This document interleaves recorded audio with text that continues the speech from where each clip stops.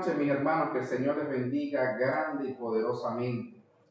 Continuamos con los estudios bíblicos. En esta oportunidad hablaremos del libro de Éxodo. Esperamos que el Señor abra su entendimiento y que la palabra pueda llegar a sus corazones. Amén, así es. Si continuamos con el segundo libro de la Biblia, el libro de Éxodo, esperamos que el libro de Génesis haya sido de bendición para su vida. Este libro también tiene muchos mensajes hermosos y así cada uno de los libros que tiene la palabra, todos nos instruyen y nos capacitan. Amén. El libro de Éxodo significa partida o salida. Este libro se le ha atribuido a Moisés y dice que fue escrito alrededor de los 40 años que él tuvo en el desierto.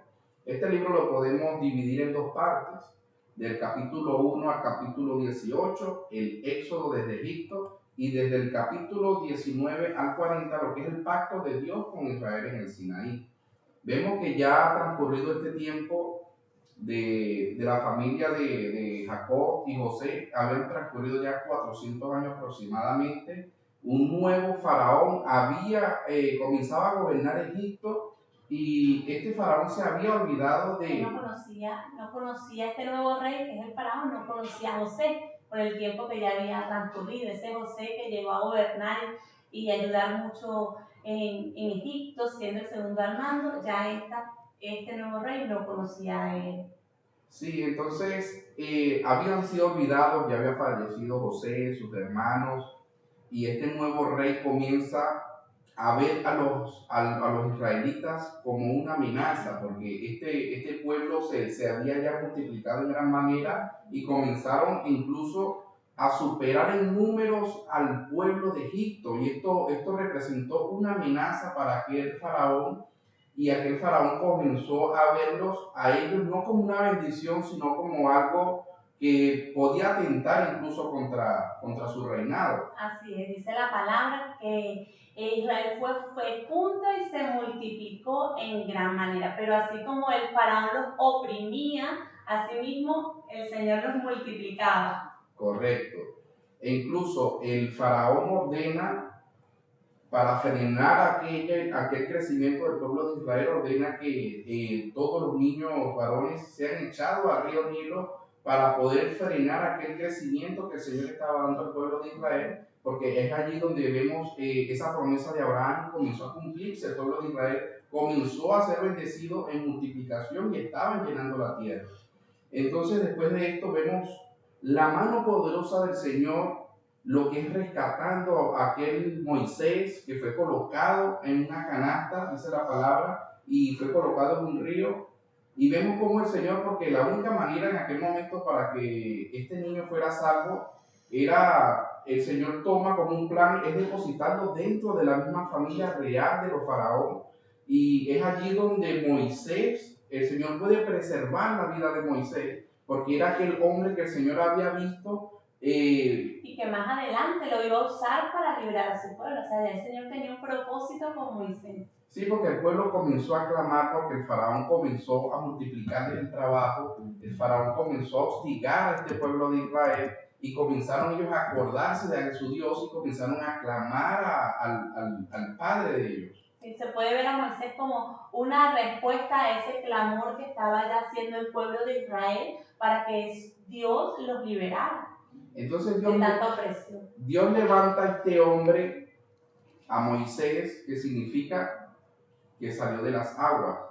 Y aquel Moisés comienza a ver la injusticia de estos egipcios, y en una confrontación con un soldado, Moisés tiene un altercado y huye de Egipto, y es allí donde en su vida el Señor tiene un contacto con Moisés y se le aparece en aquella zarza ardiente, y el Señor tiene esa relación y comienza a ordenarle a Moisés para que él sea el hombre que vaya de vuelta a Egipto a liberar a su pueblo que estaba clamando por Dios, estaba clamando por justicia. Así es.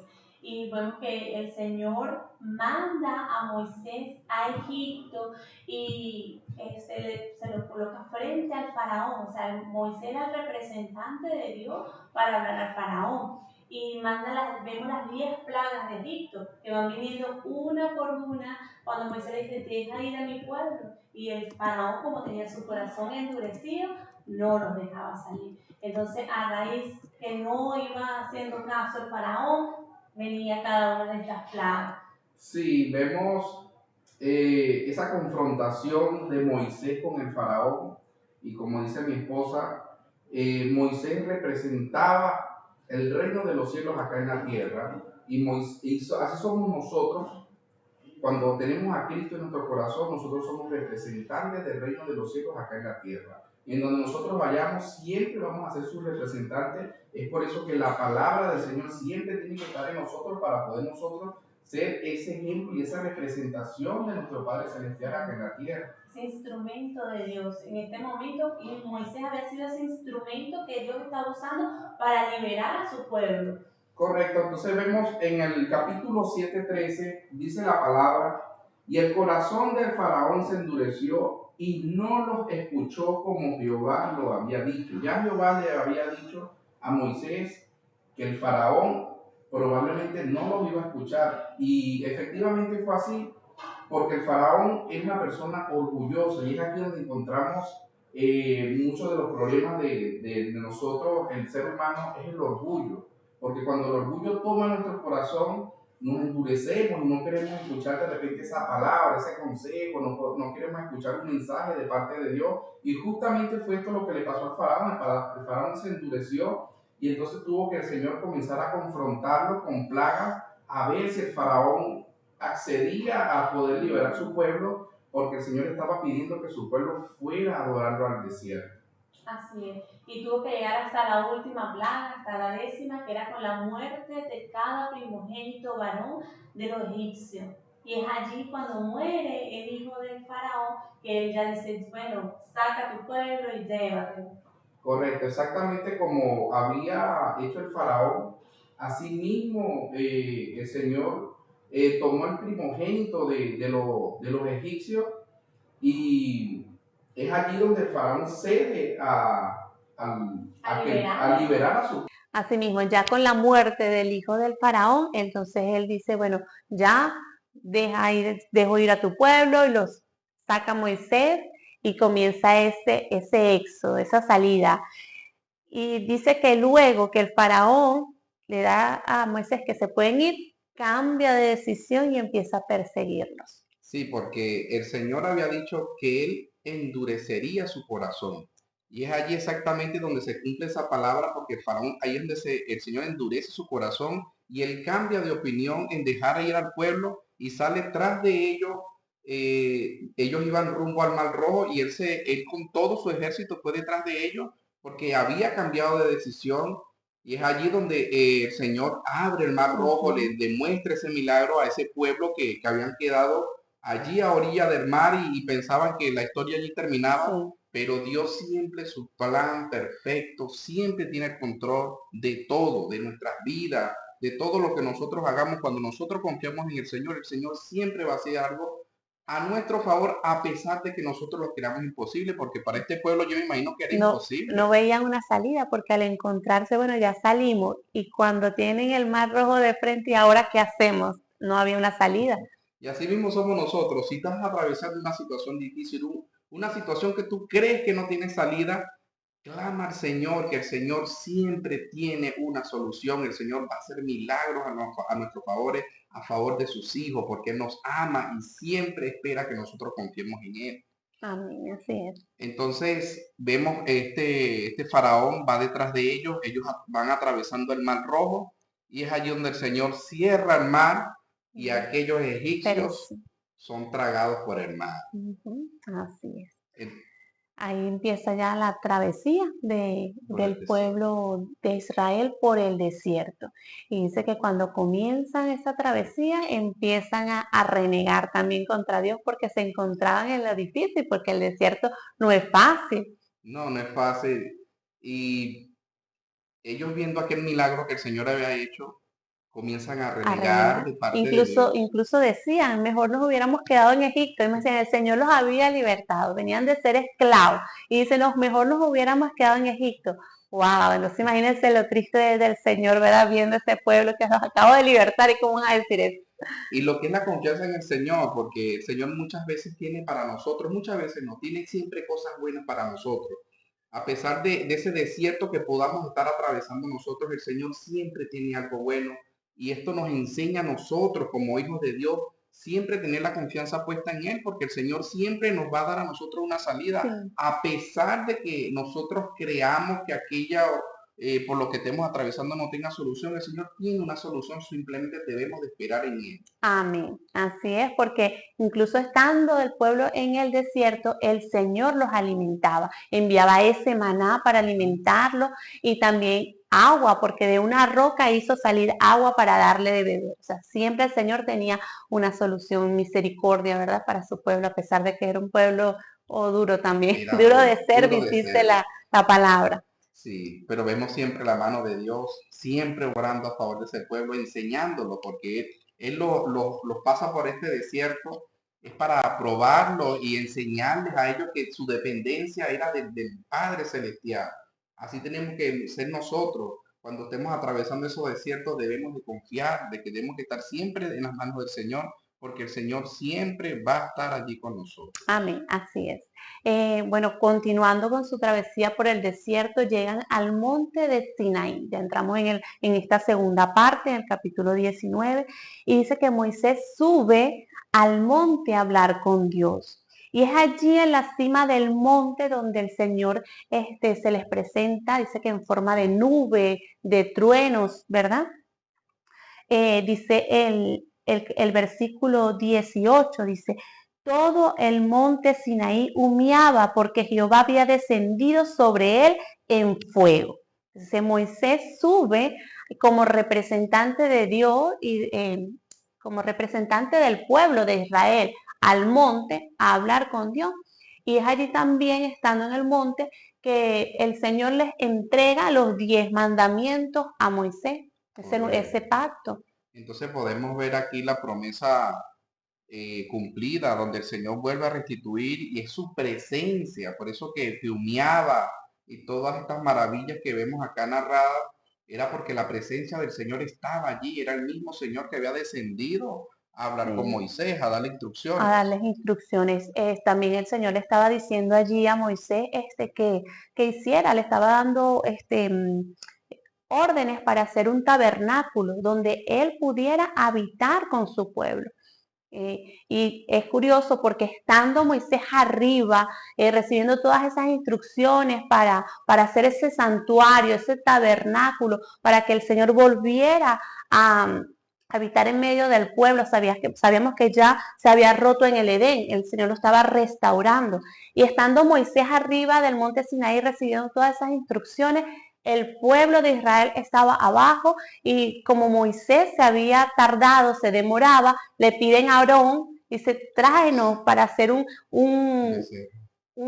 ídolo, dioses, un becerro, hazte un becerro de oro.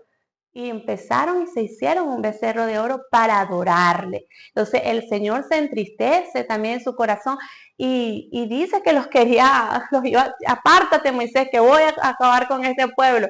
Y empezó Moisés a interceder por el pueblo de Israel. Sí, y vemos acá, me llama la atención porque leyendo este libro, yo observo que el Señor, ahí es donde se comenzaban a repartir al pueblo de Israel, porque cuando el pueblo de Israel hacía enojar al Señor, el Señor decía, ese es tu pueblo. Sí. Entonces cuando hacían enojar a Moisés, entonces Moisés decía que era el pueblo del Señor y estaba en esa Sí, repartir es del que pueblo. acababan de recibir, imagínense, los 10 mandamientos, ¿verdad? El pacto, entonces dice, no te harás ídolos, no te harás dioses ajenos delante de mí. Y ellos se estaban ya haciendo un becerro de oro para adorarle. Entonces habían ya roto con ese pacto. Empieza Moisés a interceder por el pueblo de Israel, pero como Dios es fiel y Él no rompe sus promesas. Entonces podemos ver y leer acá ya lo que es el capítulo 33:1. Jehová dijo a Moisés, anda, sube de aquí tú y el pueblo que sacaste de la tierra de Egipto, a la tierra de la cual juré a Abraham, Isaac y Jacob, diciendo, a tu descendencia la haré. Vemos aquí cómo se comienzan a repartir el pueblo de Israel, porque cuando hacían enfadar al Señor, el Señor decía, anda, que ese es tu pueblo. Y cuando hacían enfadar a Moisés, entonces Moisés se lo repartía, Señor, ese es tu pueblo. Sí. Y vemos cómo ellos estaban allí repartiéndose el pueblo a ambos. Sí, sí, así mismo. Está Moisés intercediendo por el pueblo de Israel y el Señor le dice, tu pueblo que sacaste de Egipto, sea molesto con el pueblo de Israel. Pero sin embargo, bueno, en esa intercesión que hace Moisés por el pueblo de Israel, el Señor recuerda esa promesa, como acá dice el versículo, que le hizo a sus antepasados, a Abraham, a Isaac y a Jacob, y los iba a llevar camino, sí, a la tierra prometida. Pero en ese mismo capítulo también Moisés le dice al Señor, si tu presencia conmigo no va, no nos saques de aquí. Y vemos que el Señor, como siempre, sus misericordias son grandes y Él vuelve a renovar ese pacto. Él vuelve a renovar ese pacto. Ya los capítulos siguientes, que serían los capítulos del 35 al 40, vemos que comienza ya esa construcción del tabernáculo. Ya con esas instrucciones que el Señor les había dado a Moisés, Moisés comienza a construir ese santuario. Y ya finalizado ese santuario, ese tabernáculo, vemos cómo la presencia de Dios llena todo el tabernáculo. Dice que la gloria del Señor rodeaba y llenaba el tabernáculo. Y era tanta que Moisés no pudo entrar. Y allí finaliza ya este capítulo 40 del libro de Éxodo. Sí, porque sé que era una nube que cuando se posaba y la nube estaba allí, era la presencia del Señor y el pueblo tenía que estar allí siempre atento a lo que el Señor iba a dar. Y era también una columna de fuego por las noches y eso hacía saber de que estaba la presencia de Dios en ese tabernáculo. Bueno, mis hermanos, ya finalizando este libro, vemos lo hermoso, lo que es la presencia del Señor. Podemos ver a un Señor, un Padre Celestial que siempre está misericordioso, perdonándonos y teniendo misericordia. A pesar de nuestras fallas, a pesar de todo, el Señor siempre está con nosotros. Sí, no importa que hayas cometido, que te sientas que de repente no somos indignos, el Señor siempre tiene ese plan para nosotros de perdonarnos, porque el Señor es un Dios de amor. Cuando nosotros de corazón nos arrepentimos y vemos cómo Dios salva a este pueblo y cumple su promesa, porque da camino a la tierra prometida ya. Sí, el Señor siempre cumple sus promesas, mis hermanos. Deseamos que este libro sea de gran bendición para sus vidas. Y bueno, lo esperamos para el próximo lunes, muy atentos para lo que el Señor está haciendo en estos maravillosos libros, en estas historias que estamos narrando.